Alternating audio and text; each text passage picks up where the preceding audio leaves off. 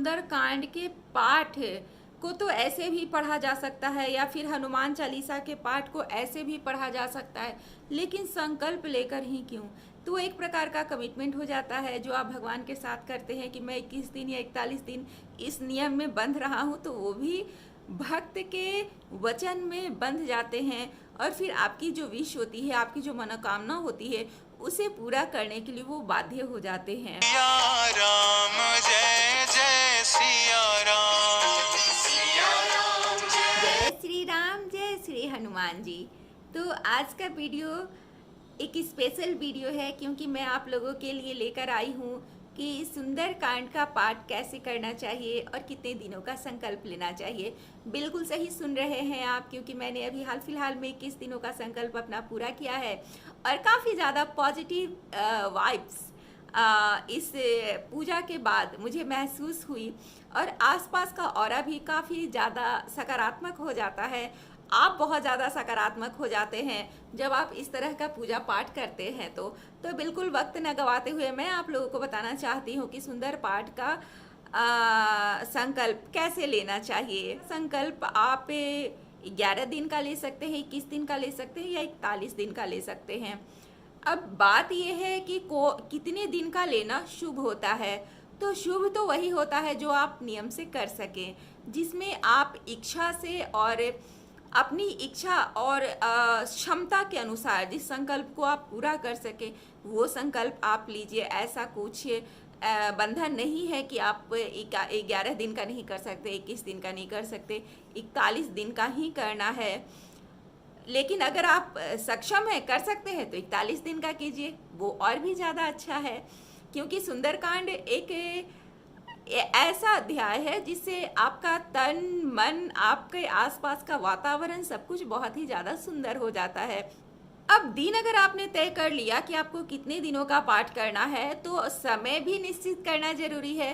क्योंकि जब हम संकल्प लेकर सुंदरकांड या हनुमान चालीसा का पाठ करते हैं तो समय का बहुत ज़्यादा महत्व होता है। सुंदरकांड का पाठ करना वैसे तो माना जाता है कि शाम में 7 बजे के बाद अगर आप इसका पाठ करते हैं तो वो बहुत ज़्यादा फलदायक होता है। लेकिन जो लोग नहीं सक्षम हैं कि शाम में करें, और वैसे भी बजरंगबली जी की पूजा का ये नियम है कि आप खा पी कर नहीं कर सकते हैं, है ना। तन की मन की शुद्धि बहुत ज़्यादा ज़रूरी है। तो बहुत सारे लोग सुबह में करना प्रेफर करते हैं। मैंने भी ब्रह्म मुहूर्त में ही संकल्प को पूरा किया है। ब्रह्म मुहूर्त में ही मैं पूजा किया करती थी। तो आप ब्रह्म मुहूर्त में भी पूजा कर सकते हैं, नहीं तो आप शाम में भी पूजा कर सकते हैं। नियम तो वही है, पूजा पाठ करने के पहले नहाकर स्वच्छ वस्त्र पहनकर आपको पूजा के लिए बैठना है। स्वच्छ वस्त्र कहने का मतलब है कि ऐसा वस्त्र जो कि अगर महिलाएं हैं तो पीरियड में पहना हुआ ना हो, नॉनवेज खाया हुआ ना हो। अगर सक्षम है तो एक सिंपल सा कोई नया कपड़ा खरीद लीजिए। अगर लाल रंग का हो तो बहुत ही अच्छा है, आप पूजा के लिए उसको अलग स्पेशल रख भी सकते हैं। तो इन सब बातों का आपको विशेष ध्यान रखना पड़ता है जब आप बजरंगबली जी का पूजा करते हैं तब। अब कुछ महिलाएं होंगी जो सोचेंगी कि अगर मैं 41 दिनों का संकल्प ले लूं तो लगातार 41 दिन करना है, या सिर्फ मंगलवार को 41 दिन करना है, या अगर 21 दिन का संकल्प लेते हैं तो लगातार 21 दिन करना है, या मंगलवार को 21 दिन कर सकते हैं। तो बिल्कुल आप मंगलवार को भी सिर्फ 21 दिन कर सकते हैं। 41 दिन का संकल्प लेते हैं तो आप 41 मंगलवार भी कर सकते हैं। वो आप संकल्प लेते समय आप इस बात को दोहराएंगे, बजरंगबली जी महाराज के सामने ये बात आप बोलेंगे कि मैं 41 मंगलवार आपके सुंदरकांड का पाठ प्रारंभ कर रही हूँ। इस तरह से मतलब आप अगर डेली कर रहे हैं तो डेली जोड़कर आप 1 2 3 करके 41 दिन जोड़ सकते हैं।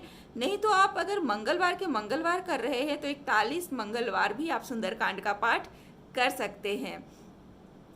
और इस सुंदरकांड के पाठ या किसी भी पूजा का एक समय होता है जो कि अगर हम संकल्प लेके पूजा करते हैं तो समय का बहुत ही ज़्यादा महत्व होता है। कि आप अगर 5 बजे, आज 5 बजे पूजा प्रारंभ किए, आपका पहला दिन है, आप आज 5 बजे पूजा प्रारंभ कर रहे हैं, तो आप 21 दिन 5 बजे ही पूजा प्रारंभ करेंगे। ब्रह्म मुहूर्त में, भोर में, अर्ली मॉर्निंग आप 5 बजे 4 बजे जब आप करने बैठ रहे हैं तो आप उसी समय करेंगे। शाम का अगर आप कर रहे हैं तो शाम में अगर आप 8 बजे 9 बजे से कर रहे हैं तो आप उसी टाइम से करेंगे। 10 मिनट 5 मिनट इधर उधर होना कोई बहुत बड़ी बात नहीं है, लेकिन पूजा के समय का ध्यान आपको विशेष रूप से रखना ही होगा। श्री बजरंगबली जी के पूजा में आपका पंक्चुअल होना बहुत ज़्यादा ज़रूरी है।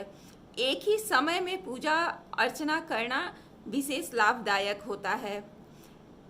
उसके बाद फिर ये बहुत सारे लोग ये भी सोचते हैं कि हनुमान जी का पूजा अगर हम कर रहे हैं तो डेली हमें लड्डू का भोग लगाना होगा 21 दिन 41 दिन। तो ऐसा नहीं है, आप चने गुड़ का भी भोग लगा सकते हैं, केले का भी भोग लगा सकते हैं, लड्डू का भी भोग लगा सकते हैं। अगर आप सक्षम हैं तो घी का हलवा भी बना सकते हैं, घी और आटे और गुड़ का उनके लिए हलवा बनाकर भी भोग लगा सकते हैं। तो हमारे बजरंगबली जी महाराज श्रद्धा के भूखे हैं, भोग के नहीं। तो आप जैसे सक्षम हो आप वैसे भोग लगाकर उनकी पूजा कर सकते हैं। और पूजा करने के बाद आप जब सुंदरकांड का पाठ कर लें तो उसके बाद आप हनुमान चालीसा का पाठ जरूर करें। एक बार करें, एक बार तो निश्चित ही करें, लेकिन अगर आप एक बार से ज़्यादा भी कर सकते हैं तो आप 7 बार या 11 बार पाठ करें तो वो और भी ज़्यादा अच्छा है। तो कोई भी पूजा पाठ अपनी योग्यता, क्षमता और समय को ध्यान में रखते हुए करना चाहिए कि हम किस तरह का संकल्प ले रहे हैं और उस नियम, क्योंकि आप जब संकल्प लेते हैं ना तो एक कमिटमेंट करते हैं, एक नियम में बंध जाते हैं, तो उस नियम को नहीं तोड़ना चाहिए। तो सब कुछ देखते हुए आपको एक संकल्प लेकर पूजा प्रारंभ करनी चाहिए। और बहुत सारे लोगों का ये भी कहना है कि बजरंगबली जी का जब हम पूजा करते हैं तो घी का दीपक जलाएं या तिल के तेल का दीपक जलाएं, क्योंकि तिल का तेल का दीपक भी बजरंगबली जी के सामने जलाया जाता है, उन्हें बहुत प्रिय है। चमेली का तेल बजरंगबली जी महाराज को बहुत प्रिय है। तो आप तिल के तेल का दिया जला सकते हैं डेली, या घी का दिया जला सकते हैं। और कम से कम इतने देर तो दिया जलना ही चाहिए जब तक आपकी पूजा संपन्न नहीं हो जाती है। तो इन सब कुछ छोटी छोटी बातें हैं जिनका विशेष ध्यान रखना बहुत ज़्यादा ज़रूरी हो जाता है जब हम बजरंगबली जी महाराज का पूजा करते हैं।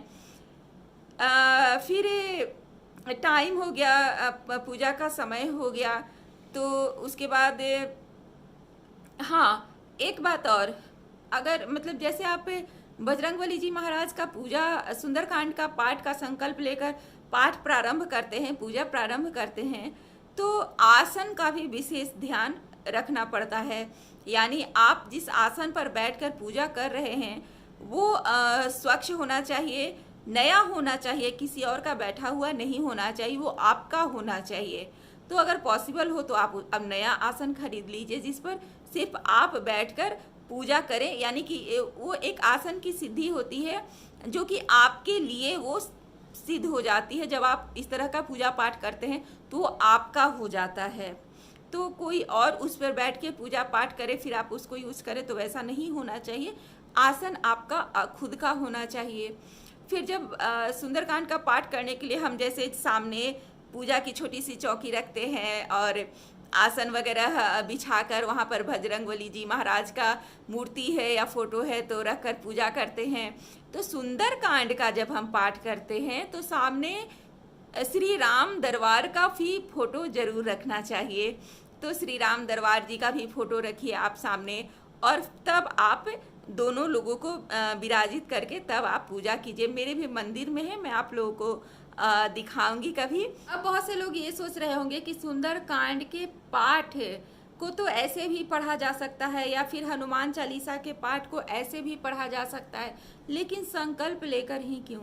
तो एक प्रकार का कमिटमेंट हो जाता है जो आप भगवान के साथ करते हैं कि मैं 21 दिन या 41 दिन इस नियम में बंध रहा हूँ, तो वो भी भक्त के वचन में बंध जाते हैं। और फिर आपकी जो विश होती है, आपकी जो मनोकामना होती है, उसे पूरा करने के लिए वो बाध्य हो जाते हैं। और एक बात का और एक ख्याल रखना चाहिए, जब हम इस तरह के नियम में बनते हैं तो सुंदरकांड का पाठ करें या फिर हनुमान चालीसा का पाठ करें, अभी तो मैं सुंदरकांड की ही चर्चा कर रही हूँ, तो लहसुन प्याज छोड़ दें। आप जितने दिन पाठ कर रहे हैं उतने दिन लहसुन प्याज का सेवन ना करें। पॉसिबल हो तो घर के किसी भी सदस्य को लहसुन प्याज का सेवन ना करने दें। और नॉनवेज तो खैर बहुत दूर की चीज़ है, वो तो कभी मतलब अब हम लोग तो खाते नहीं, लेकिन जो लोग खाते हैं तो उन्हें लगता होगा, लेकिन नहीं, आप कोशिश करें कि उतने दिन इन सब चीज़ों से दूर रहें। और लहसुन प्याज भी छोड़ दें, लहसुन प्याज भी ना खाएं, क्योंकि बजरंगबली जी महाराज ब्रह्मचारी हैं, और उनकी जब हम पूजा करते हैं तो कुछ नियम होते हैं जिनका सख्ती से हमें पालन करना ही चाहिए। अगर हम फल चाहते हैं तो उन नियमों का पालन हमें करना ही पड़ता है। और जब आप पाठ करते हैं और सुंदरकांड का पाठ करने के बाद जब आरती करते हैं, तो चूंकि आप श्री राम दरबार जी का फोटो और हनुमान जी का फोटो सामने रखकर पूजा करेंगे, तो पहले आप श्री राम जी का आरती करेंगे, उसके बाद फिर श्री हनुमान जी का आरती आप करिएगा। हनुमान जी का पूजा जब हम करते हैं तो हमें श्री राम जी की भी कृपा प्राप्त होती है, सीता मैया की भी कृपा प्राप्त होती है, और बजरंगबली जी की भी कृपा प्राप्त होती है। लेकिन हमें ये बात हमेशा ध्यान में रखना चाहिए कि हमारे श्री हनुमान जी महाराज श्री राम जी के नाम से प्रसन्न होते हैं। तो कोशिश कीजिए पाठ प्रारंभ होने के पहले 108 बार श्री राम नाम का जाप कर ले, और उसके बाद पाठ प्रारंभ करें। पाठ समाप्त करने के बाद आप हनुमान चालीसा पढ़ने के पहले श्री राम स्तुति का पाठ कर ले, फिर हनुमान चालीसा का पाठ करें। और जब आरती करते हैं तो पहले श्री राम जी का आरती करें, उसके बाद श्री हनुमान जी का आरती करें। तो उम्मीद करती हूँ थोड़ी बहुत जो क्वेरीज होंगी आपकी वो सॉल्व हुई होंगी, थोड़ी बहुत जो डाउट्स होंगे आपके वो क्लियर करने में मैं सफल हो पाई होंगी। और अगर अभी भी आपके मन में कोई भी प्रश्न हो सुंदरकांड के पाठ को लेकर, तो कमेंट बॉक्स में कमेंट जरूर कीजिएगा। मैं अगले वीडियो में आपके प्रश्नों को जरूर देखकर उसका जवाब दूंगी। तो आप कमेंट बॉक्स में कमेंट जरूर कीजिएगा। और आप सभी पर श्री बजरंगबली जी महाराज और श्री राम जी की कृपा बनी रहे, माता सीता की कृपा बनी रहे। इसी के साथ इस वीडियो को एंड करते हैं और आपसे लेते हैं विदा। एक बार प्रेम से मेरे साथ आप लोग भी बोलिए जय श्री राम, जय श्री हनुमान जी महाराज।